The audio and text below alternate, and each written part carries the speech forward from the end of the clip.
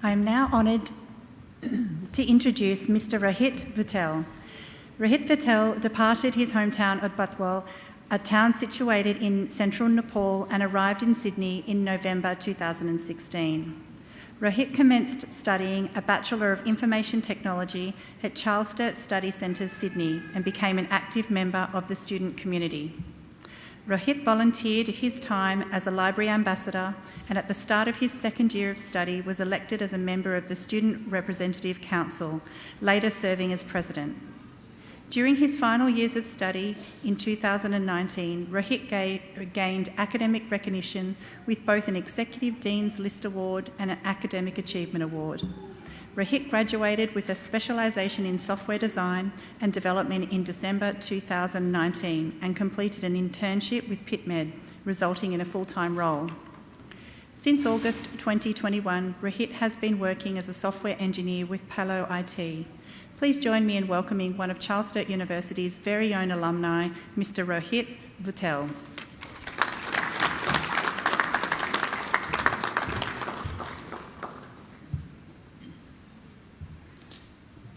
Thank you, Ms. Chisholm. Good afternoon, Professor Quinn. Distinguished guests, graduates, ladies and gentlemen. It is a great privilege to be asked to provide today's graduate with some personal observation from my perspective, a Charles Sturt University alumni. Before I divulge a little of my story, I'd like to start by congratulating you all, the graduates, for completing your studies despite the chaos of the pandemic. Please give yourself a big round of applause for everyone who is here today.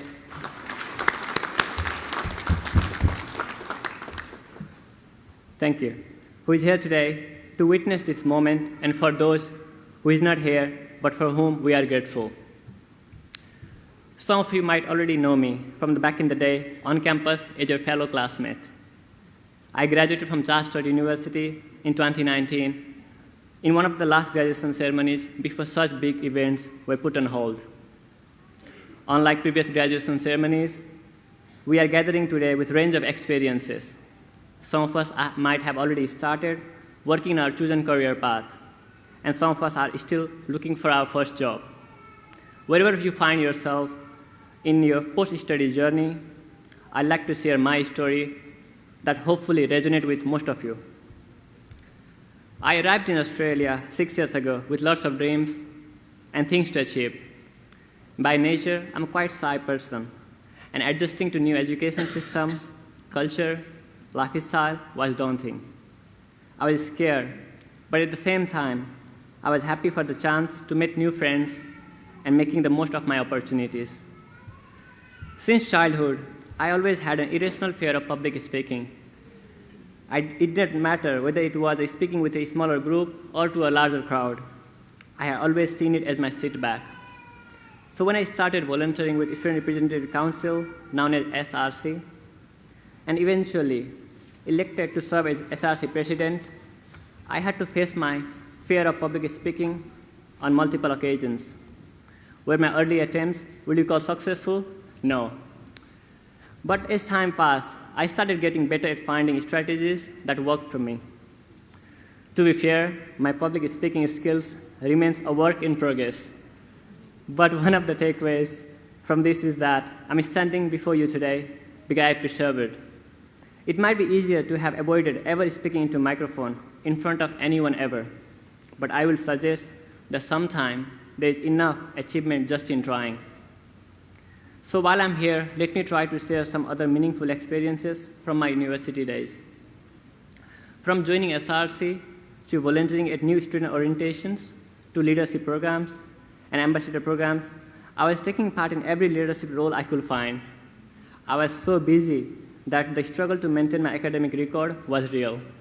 But in reflection, I came to realize that finding ways to participate in these extracurricular activities, even where the limits of my comfort zone, was instrumental to my personal development, even if the immediate result was not visible.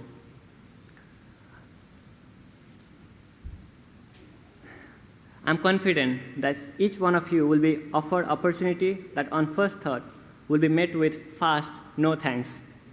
But on second thoughts, maybe an opportunity to develop a skill or interest that surprises you.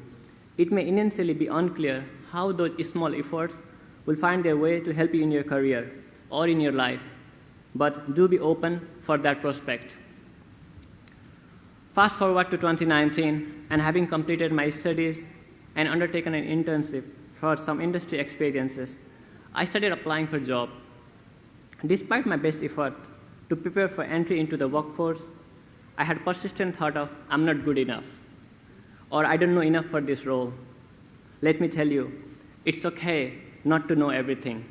It's okay just to be a beginner.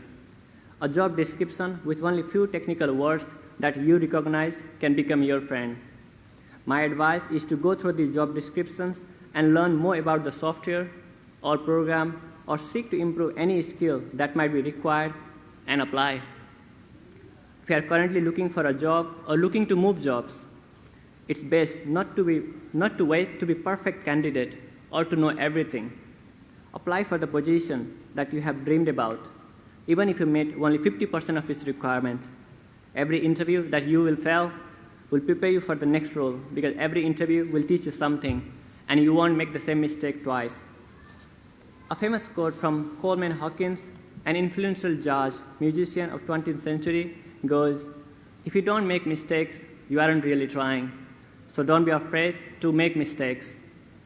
These are the only two possible outcomes when you apply for your dream job. You either get accepted or rejected, but neither will happen if you do not try.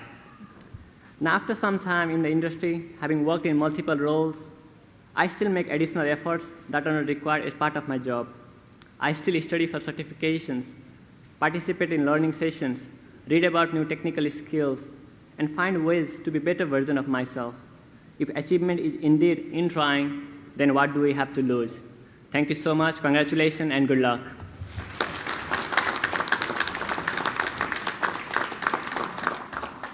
Thank you, Mr. Bhurtel.